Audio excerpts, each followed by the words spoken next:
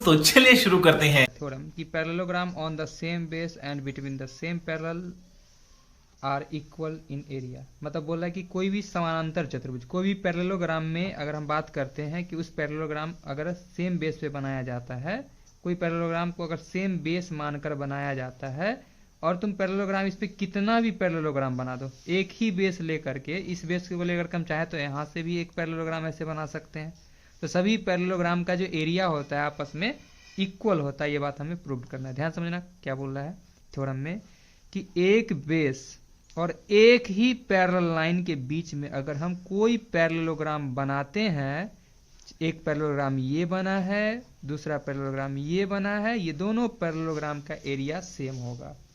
यहाँ पर समझने की बात यह है कि ये एरिया अगर हम देखेंगे तो यह एरिया जो है वह कॉमन एरिया है। यह एक कॉमन एरिया है। यह कॉमन एरिया इसलिए है क्योंकि इस पैरेललोग्राम में भी ये पोर्शन आया है और इधर के पैरेललोग्राम में भी ये पोर्शन आया है। अगर हम यह ना प्रूव करके यह प्रूव कर दे कि ये ट्रायंगल का एरिया इस ट्रायंगल के एरिया के इक्वल है और इक्वल एरिया को इक्वल एरिया के साथ ऐड करेंगे तो इधर से जो एरिया मिलेगा और इधर से जो भी एरिया मिलेगा वो दोनों आपस में इक्वल होगा।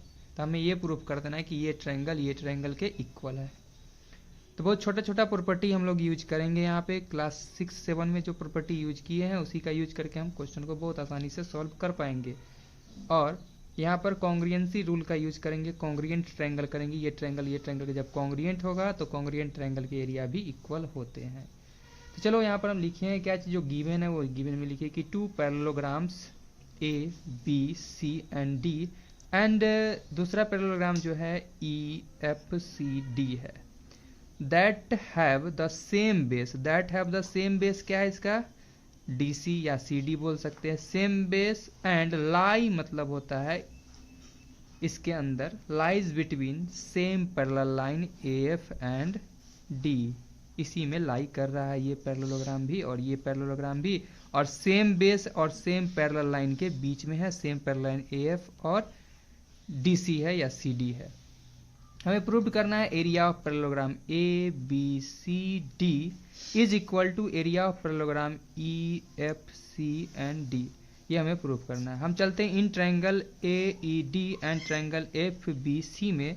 ये दोनों ट्रायंगल में आप देखेंगे एंगल 1 जो होगा इसके एंगल 3 के इक्वल होगा, क्योंकि जब दो पैरेलल लाइन को, ध्यान समझना, ये एक लाइन है और ये एक लाइन है। थोड़ा देर के लिए हम इस बात को समझते हैं कि ये एंगल जो अपना होगा ये एंगल के इक्वल होगा। ये दो पैरेलल लाइन है, इसको एक ट्रांसवर्सल लाइन जो है इंटरसेक्ट करता है, तो ये करॉस्पॉन्डिंग एंगल क्या होते हैं आपस में इक्वल होते हैं, यानी कि वन एंगल 3 के इक्वल होंगे। जो बात हमने यहाँ मेंशन भी किया है। क्यों ऐसा किया, क्योंकि देखो ये एक पैरेललोग्राम बन रहा था, तो पैरेललोग्राम के अपोजिट साइड क्या होते हैं, इक्वल के साथ साथ पैरेलल होते हैं। तो यहाँ पर एंगल 1 एंगल 3 के इक्वल होगा करॉस्पॉन्डिंग एंगल से। जबकि बोलेंगे हम लोग, देखो आगे में बोलेंगे, फिर आगे चलते हैं कि हम लोग देखेंगे कि ईडी जो है वह एफसी के पैरेलल है और एएफ ट्रांसवर्सल लाइन है, यानी एंगल 4 एंगल 2 के इक्वल, या बोल सकते हैं एंगल 2 एंगल 4 के इक्वल होगा, जो कि कैसा एंगल है, तो करॉस्पॉन्डिंग एंगल है। क्लियर। इस ट्रायंगल का ये एंगल इस ट्रायंगल के ये एंगल के बराबर है। इस ट्रायंगल का एंगल ई यानी कि 2 जो है एंगल 4 के इक्वल है। साथ ही साथ यह एक पैरेललोग्राम बना रहा था, पैरेललोग्राम के अपोजिट साइड इक्वल होते, यानी ए डी इक्वल क्या होगा, बी सी के। तो रूल बन गया angle side, angle side rule से दोनों ट्रायंगल आपस में कॉन्ग्रिएंट होंगे, दोनों ट्रायंगल कॉन्ग्रिएंट होंगे और कॉन्ग्रिएंट ट्रायंगल के क्या होते हैं, एरिया आपस में इक्वल होते हैं। ठीक है। अब देखो हम लोग एडिंग बोथ साइड, हमें ये आया है कि area of triangle A D E is equal to area of triangle B C F. इसमें हम लोग ये बीच वाला क्वाड्रिलेटरल या ट्राइपेजियम बोलेंगे, इसको हम लोग जाकर के ऐड कर देते हैं।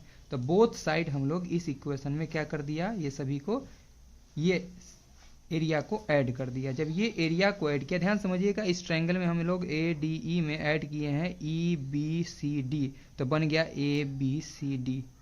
जबकि इसमें ऐड किए ये ट्रायंगल को, तो बन गया एफ ई डी सी, तो दोनों आपस में इक्वल हो जाएगा। इस प्रकार यह बात यहाँ पे हो जाता है प्रूव्ड। ठीक है।